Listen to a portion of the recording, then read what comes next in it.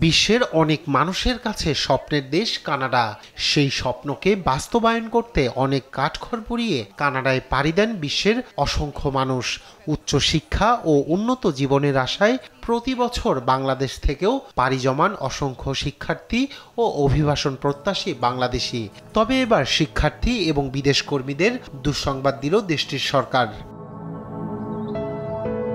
আবাসন সংকট এবং রেকর্ড সংখ্যক অভিবাসীর আগমন ঘটায় বিদেশি শিক্ষার্থীদের স্টাডি পারমিট ও বিদেশি কর্মীদের ওয়ার্ক পারমিটের যোগ্যতা আরও কড়াকড়ি করার ঘোষণা দিয়েছে কানাডা। বুধবার কানাডা সরকারের পক্ষ থেকে বলা হয় 2025 সাল নাগাদ 4,37,000 শিক্ষার্থীকে স্টাডি পারমিট দেওয়া হবে। 2023 সালে দেশটি 5,09,390 জন শিক্ষার্থী তাদের দেশে যাওয়ার অনুমতি দেয়।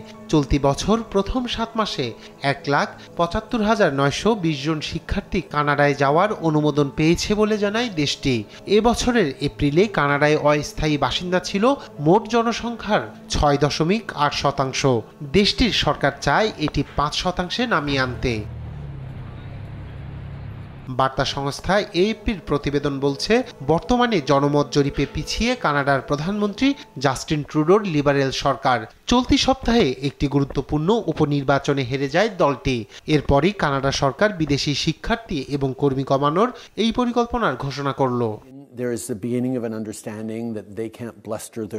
সাশ্রয়ী মূল্যের আবাসনের অভাব এবং জীবনযাত্রার ক্রমবর্ধমান ব্যয়সহ বিভিন্ন সামাজিক সমস্যার জন্য কানাডায় অভিবাসীদের দায়ী করা হয়। 2025 সালে সাধারণ নির্বাচন অনুষ্ঠিত হওয়ার কথা দেশটিতে।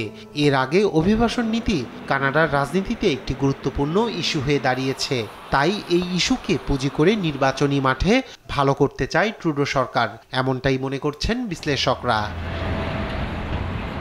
রায়হান কবি শুভ্র, নিউজ ডেস্ক, দেশ টিভি।